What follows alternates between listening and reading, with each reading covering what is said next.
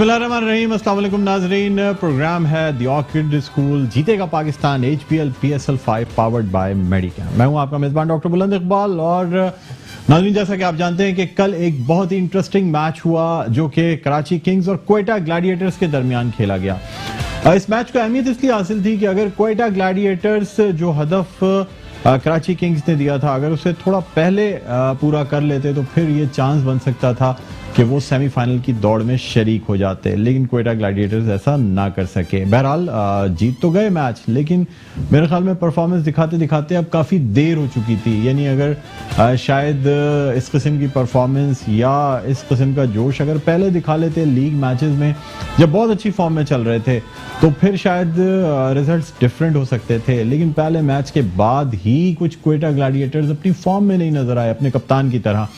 इस तरह सरफराज अहमद कल के मैच में भी कोई खास स्कोर नहीं कर सके। हालांकि ये भी कहा जा रहा है कि टीम का प्रेशर बहुत है सरफराज अहमद पे, यानी टीम परफॉर्म नहीं कर रही है। सरफराज अहमद को ऐसा फील होता है कि शायद जिस तरह पाकिस्तानी टीम उनके साथ नहीं दे रही थी, उसी तरह क्वेटा ग्लैडिएटर्स भी उनका साथ नहीं दे पा रही। यानी जिस तरह से खिलाड़ियों को परफॉर्म करना चाहिए वो नहीं कर रहे हैं, टीम के लिए नहीं बल्कि अपनी जाती इनफरादी परफॉर्मेंस के लिए परफॉर्म करते हैं। बहरहाल नाज़रीन, अपने प्रोग्राम को आगे बढ़ाते हैं। हमारे साथ मौजूद हैं रोजाना की तरह क्रिकेटर हैं, इसके अलावा बहुत अच्छे स्पोर्ट्स एनालिस्ट हैं, आगा साबिर साहब। अस्सलाम वालेकुम। आगा साहब खुशामदीद कहते हैं प्रोग्राम में। Thank you very much doctor साहब।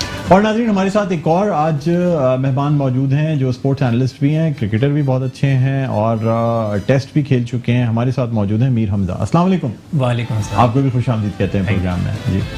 इसके अलावा नाज़रीन, जैसा कि आप जानते हैं कि प्लेयर्स जो है ना, उनमें बड़ा ग्लैमर होता है। खासतौर पे क्रिकेट में अगर ग्लैमर ना हो तो मज़ा नहीं आता। यानी प्लेयर्स जहां अपनी फॉर्म, बैटिंग, बॉलिंग और अपनी हेल्थ फिटनेस पे काम करते हैं, उसी तरह उससे ज़्यादा काम जो है ना अपनी ग्रूमिंग पे, अपनी स्टाइलिंग पे, अपनी ड्रेसिंग पे किया जाता है। तो ऐसा मुमकिन नहीं है कि प्लेयर्स को अगर प्रॉपर्ली ग्रूम ना किया जाए तो फिर उनमें उनका ग्लैमर जो है ना वो नज़र नहीं आता। और इसमें एक बहुत अहम रोल जो चीज़ प्ले करती है वो होती है किसी भी प्लेयर की हेयर स्टाइलिंग। तो आज हमारे साथ जो यानी प्लेयर्स की हेयर स्टाइलिंग करते हैं, या आप ये कह सकते हैं कि मोस्ट ऑफ द प्लेयर्स जो PSL के हैं उनमें से बहुत से प्लेयर्स ने अपनी स्टाइलिंग जो है ना वो इनसे कराई है। हमारे साथ मौजूद हैं शकील साहब। अस्सलाम वालेकुम। वालेकुम सलाम सर, आपको भी खुशामदीद कहते हैं। Thank you sir. Thank you.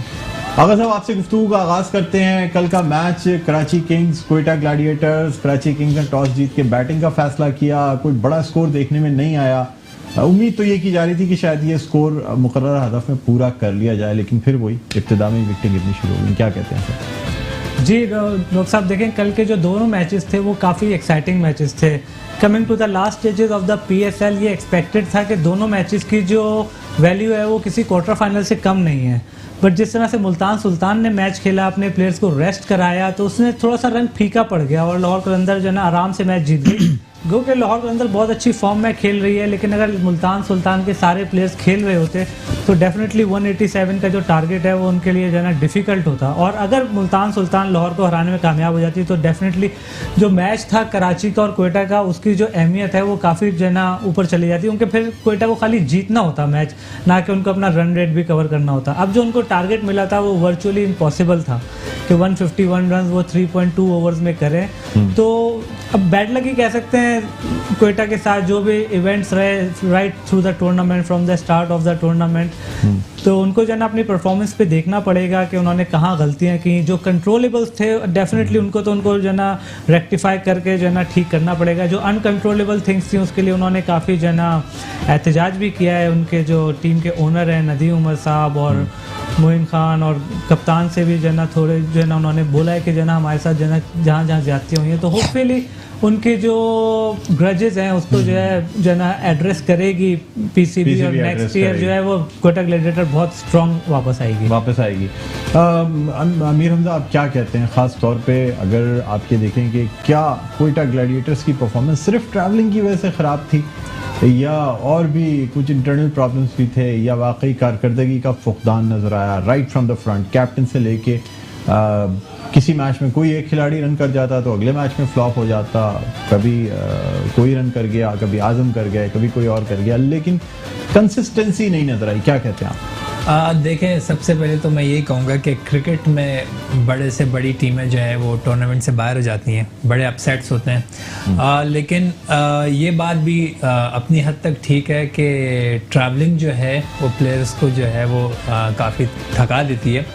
मेरे ख्याल से कोयटा जो है शुरू में उस तरह का उनका मोमेंटम नहीं बन पाया जिस तरह का बनना चाहिए था, जिस तरह लास्ट ईयर वो खेल रही थी तीनों डिपार्टमेंट्स में।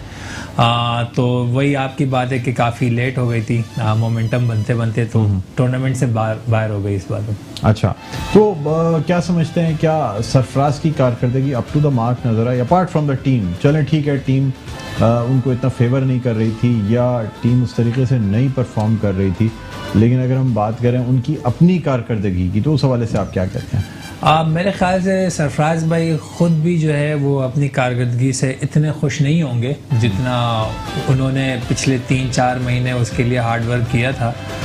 जिस तरह की वो ट्रेनिंग कर रहे थे, स्किल्स पे वर्क कर रहे थे, तो इसमें बिल्कुल वो जिस तरह क्राउड उससे एक्सपेक्ट कर रही थी और सरफराज भाई ख़ुद भी जो एक्सपेक्ट कर रहे थे टीम को लेके चलने की, तो वो उस तरह की परफॉर्मेंस नहीं कर पाया और वो जो है इस चीज़ को ख़ुद भी रियलाइज़ कर रहे होंगे।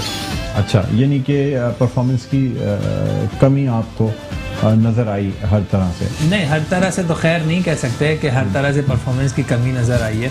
आप अगर कुछ मैचेस उठा लें उनके, तो उसमें उन्होंने परफॉर्मेंस दी है, उन्होंने बल्कि 1-2 मैचेस में मैच विनिंग बैटिंग भी की है। लेकिन मैं ये बात कीपिंग आप उनकी देख लें, कीपिंग बड़ी अच्छी थी उनकी।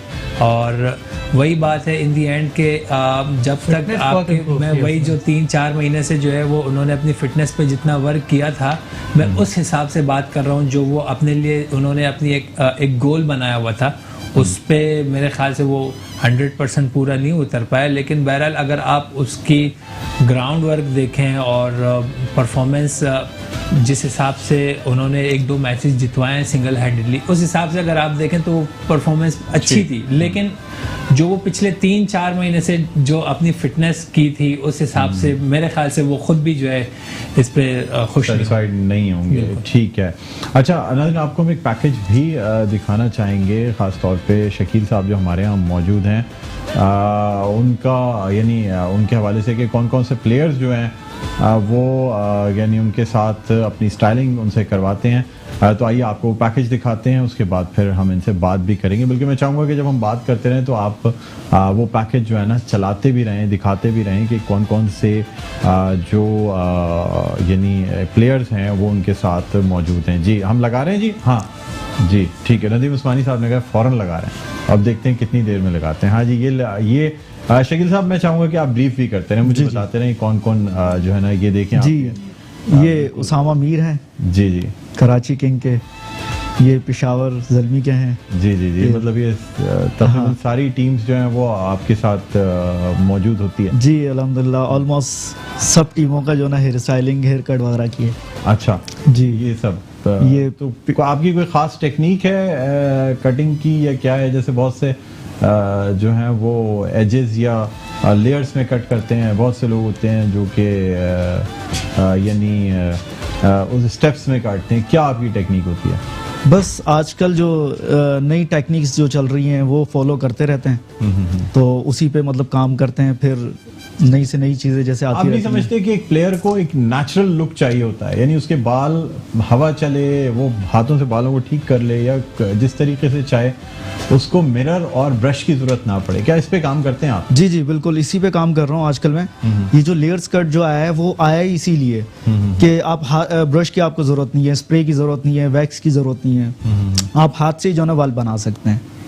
तो ये लेयर्स जो ना इसीलिए जो ना ज़्यादा कामयाब हुआ है इनमें, स्टार में ख़ास तौर पे क्रिकेटर्स, क्योंकि उनको तो जो ना वो हर टाइम स्प्रे और वैक्स नहीं लगा सकते ग्राउंड में, नहीं होती। अच्छा, जी जी, तो इसलिए आप ज़्यादा कोशिश ये करते हैं कि नेचुरल एक लुक आए। जिस तरह पहले ही होता था कि इंसान बाल कटवा के आता था तो हर कोई पूछ रहा होता था यार बाल कटवाएं, जी जी बाल कटवाएं। लेकिन अब ये है कि कोशिश ये होती है कि अगर आप हेयर स्टाइलिंग करवा के आ रहे हैं तो किसी को ये ना लगे कि आपने फ्रेश कट कराया, बल्कि ऐसा लगे जैसे इट्स नेचुरली बिल्कुल रफ बिल्कुल रफ लोग। रफ लोग आए, बिल्कुल। वैसे माशाल्लाह इनमें जो ना बहुत अवेयरनेस आ गई है। प्लेयर्स जो हमारे हैं पुराने तो थे ही, मगर नए जो यंगस्टर हैं इनको तो बहुत अवेयरनेस है माशाल्लाह। ठीक है, शकील साहब आपसे भी बात करेंगे, अमीर हमजा हमारे साथ है, उनसे भी बातचीत जारी रहेगी। आगा साबिर साहब तो रोजाना हमारे साथ मौजूद होते हैं, इनसे भी एक्सपर्ट ओपिनियन जानेंगे। लेकिन नाज़रीन एक छोटा सा वक्फा है, वक्फे के बाद दोबारा आपकी खिदमत में हाजिर होते हैं। कहीं ना जाइएगा, देखते रहिए द ऑर्किड स्कूल। जीतेगा Pakistan HBL PSL 5 powered by मेडिकैम।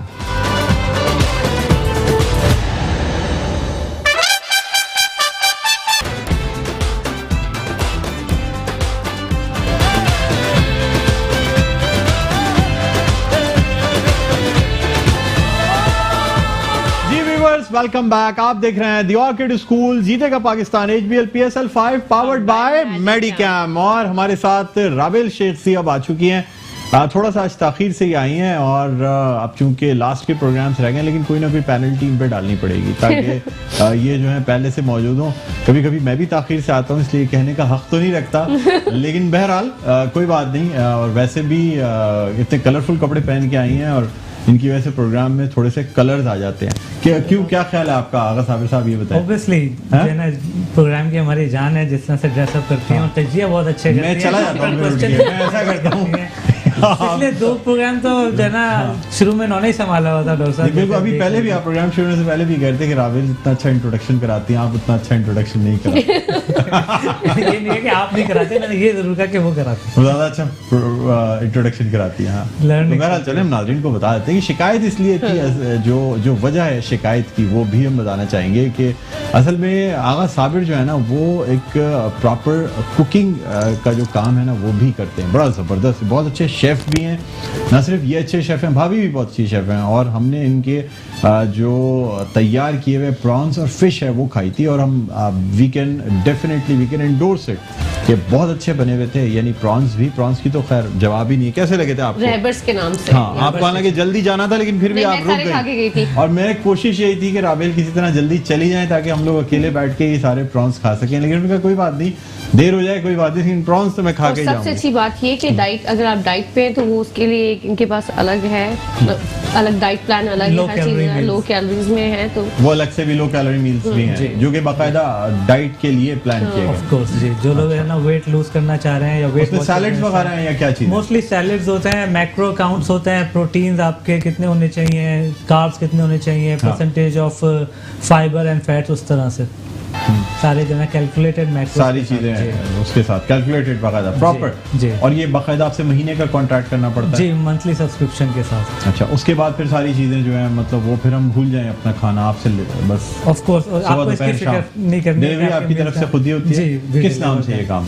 रेबर्स kitchen के नाम से फेसबुक पे मेरा पेज है रेबर्स किचन, उसको विजिट करें। अच्छा, उधर सारी डिटेल्स हमारी मौजूद है। ये तो बेहतरीन। और सबसे बड़ी बात ये कि जो बिजी लोग जो ऑफिस में काम करते हैं उनके लिए बहुत ही आसानी है, और फिट भी रहना चाहें अगर तो इससे अच्छा तो कोई बात हो ही नहीं सकती। हम इतनी मेहनत करते हैं फिटनेस के लिए, किचन भी विजिट कर सकते हैं आपका। ऑफ कोर्स, किसी दिन आपके साथ किचन, आपकी किचन से भी एक प्रोग्राम करेंगे जरूर, मोस्ट देखेंगे क्या क्या चीजें किस तरह बनाई जाती हैं। फिर आपके जो खास तौर पे जो हिडन टैलेंट है ना, ये आगा साबिर के अंदर ये भी जानेंगे। राबिल, आपको कुछ पकाना आता है, कुछ बनाना आता है आपको?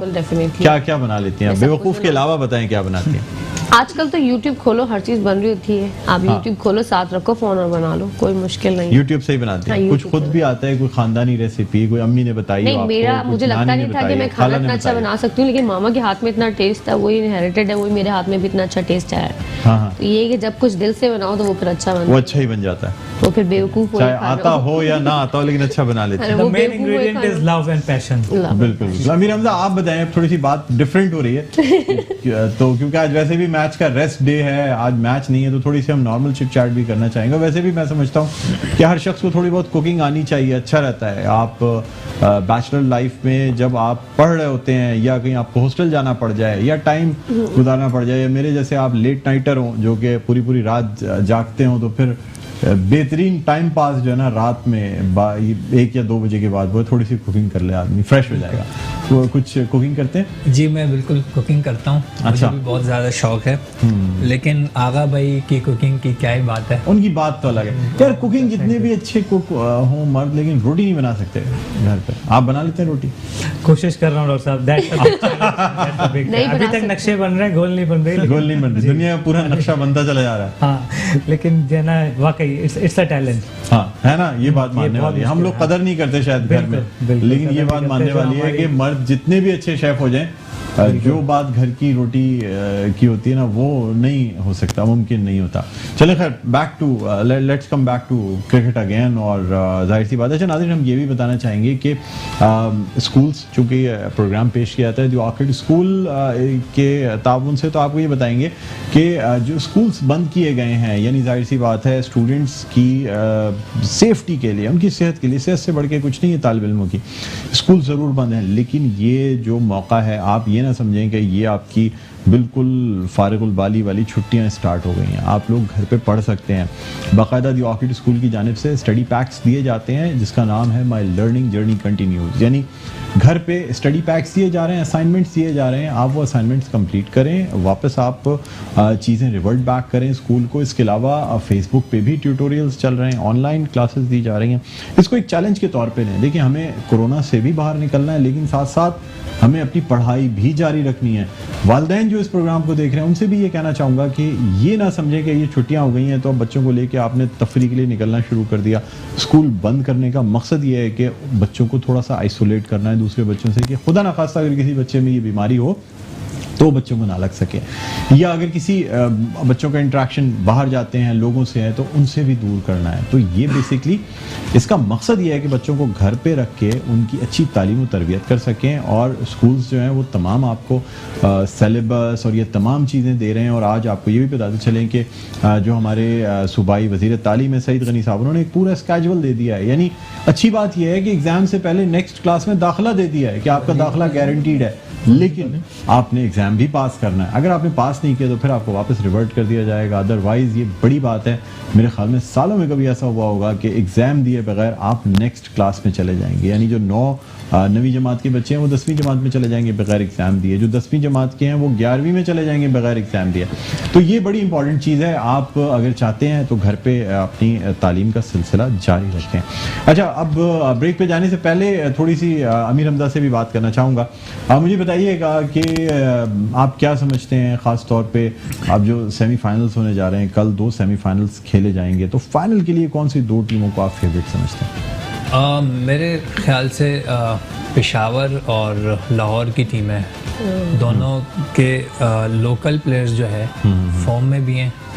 क्योंकि मेरे ख्याल से जो PSL की जितनी भी टीमें हैं जो लास्ट टाइम आपने तो मुल्तान सुल्तान और कराची किंग्स जो 2 टॉप की टीमें चल रही हैं उन दोनों को ही आउट कर दिया। नहीं, ये तो मेरा अपना ओपिनियन है। हो सकता है कि आप मुझसे जो आप चाह रहे हैं दोनों सेमीफाइनल में अपसेट हो? हो सकता देखिए, है वैसे देखा जाए तो यही दोनों टीमें टॉप पे हैं जिनको के कोयटा और इस्लामाबाद कभी भी जो है वो पहले राउंड में बाहर नहीं हुई, लेकिन ये भी बड़ा अपसेट हुआ है, दोनों बाहर हो गई। अब बदला लेना तो चाह ये रहे मेरा हैं। अपना ओपिनियन है, क्योंकि इन दोनों के लोकल प्लेयर्स बहुत अच्छे हैं। तो इस आपकी अपनी पर्सनल फेवरेट कौन सी टीम है जिसको आप रियल सपोर्ट करते हैं? कोयटा ग्लैडिएटर्स। ओहो, अच्छा, इसलिए डिसाइड हो गया आपने कहा कोयटा, नहीं तो कराची भी नहीं होना चाहिए। कोयटा ग्लैडिएटर्स मेरी फेवरेट टीम है। मैं खुद भी कोयटा की तरफ से 2 साल खेल चुका हूँ। अच्छा, हो माशाल्लाह। सकता है उस वजह से मेरी फीलिंग्स हैं कोयटा के साथ। कोयटा के मैंने साथ। ड्रेसिंग रूम चलें, खैर स्पोर्ट्स में ही होता है, हार जीत होती है। देखिए, कोई भी टीम जीतेगा पाकिस्तान की ही टीम जीतेगी। बहरहाल अमीर हमजा आपसे भी गुफ्तगू जारी रखेंगे, आगा साबिर साहब आपसे भी बात करेंगे, शकील साहब से भी बात करेंगे।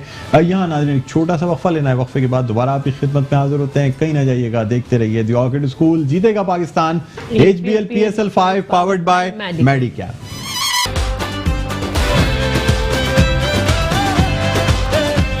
जी नाज़रीन, वेलकम बैक। एक दफ़ा फिर आपको खुशामदीद कहते हैं। प्रोग्राम है द ऑर्किड स्कूल जीतेगा Pakistan, HBL PSL 5 powered by Medicam. और नाज़रीन, हम बात कर रहे हैं कल के उस मैच के हवाले से जो कराची किंग्स और क्वेटा ग्लैडिएटर्स के दरमियान खेला गया। और आपको ये बताते चलें कि ये मैच वैसे तो देखने में क्वेटा ग्लैडिएटर्स ने बासानी जीत लिया, लेकिन हदफ जो है ना वो इस मैच को जीतना नहीं था, बल्कि जितना इम्पॉसिबल हदफ था वो मेरे ख्याल में कोई सुपर टीम भी अगर होती तो शायद वो हदफ अबूर नहीं कर सकती थी। बहरहाल नाज़रीन, हमारे साथ जो मेहमान मौजूद हैं सबका तारुफ आपसे करा चुका हूँ। आगा साबिर साहब हमारे साथ हैं, मीर हमजा हमारे साथ हैं जो कि इस वक्त यानी बहुत अच्छे फास्ट बॉलर भी हैं और काउंटी भी खेल रहे हैं। इसके अलावा हमारे साथ हेयर स्टाइलिस्ट शकील साहब भी मौजूद हैं। लेकिन अभी हम लाइन पर लेना चाह रहे हैं, यानी अमेरिका से हम बात करना चाह रहे हैं साजिद खान साहब से जो कि लेजेंड क्रिकेटर हैं और स्पोर्ट्स एनालिस्ट हैं। तो साजिद भाई से बात करना चाहेंगे। अस्सलाम वालेकुम साजिद खान साहब, खुशामदीद कहते हैं इस प्रोग्राम में। बहुत शुक्रिया डॉक्टर बुलंद इकबाल साहब, बहुत अच्छा लगा लाइन पे आके। मीर हमजा जो पाकिस्तान के स्टार फास्ट बॉलर है उनको सलाम। शकील जो माशाल्लाह बहुत ही जल्दी इन्होंने शोहरत हासिल कर ली क्रिकेटिंग के हवाले से, और most talented future of Pakistan अगर देखा जाए आगा साहब ने जितनी टैलेंट से पाकिस्तान में क्रिकेट खेली है, 15 सेंचुरी बनाई, 130 फर्स्ट क्लास और हमारी मॉडल, और आपने देखा है जितनी शोहरत इन्होंने माशाल्लाह कमाई। और आपके साथ को होस्ट हैं, बहुत ही अच्छा लगता है प्रोग्राम में। तो बहुत इम्पोर्टेंट सवाल आपने किया क्वेटा और कराची के दरमियान जो मैच खेला गया, और ये यकीनी तौर पर दिन की बात की जाए तो क्वेटा का तो दिन इतना अच्छा नहीं रहा, और पाकिस्तान सुपर लीग के हवाले से उनकी मैनेजमेंट की बात की जाए, नदीम उमर कल भी वसीम अकरम से जिक्र कर रहे थे, हमारे साथ ज्यादा हुई ट्रेवलिंग ज्यादा, देखें ये सारी चीजें बहुत ही इम्पोर्टेंट थी और उनको एक महीने पहले शुरू दे गया था।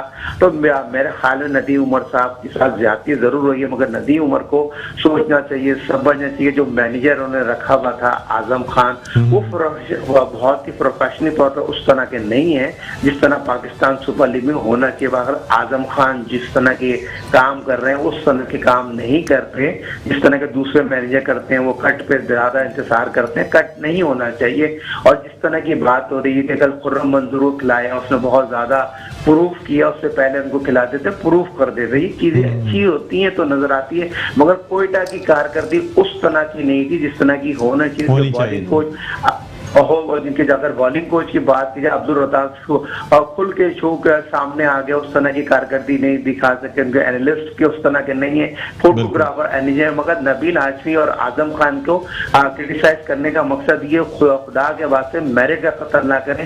पाकिस्तान सुपर लीग में एक लेफ्ट हैंड बैट्समैन उन्होंने पिक नहीं किया, जिसकी वजह से तमाम ही चीजें अगर बात की जाए तो क्रिटिसाइज करना हमारा राइट। अच्छा, राबेल भी आपसे कुछ पूछना चाह रही हैं, राबेल भी आपसे कुछ पूछना चाह रही हैं। जी राबेल, क्या पूछना चाहेंगी खासतौर पे कल के मैच के? चाहूंगी मुझे तो कल के मैच की कोयटा की टीम बताएं। आप हमेशा कोयटा की टीम के फेवर में जाते हैं, तो कोयटा की टीम तो आउट हो चुकी है अभी।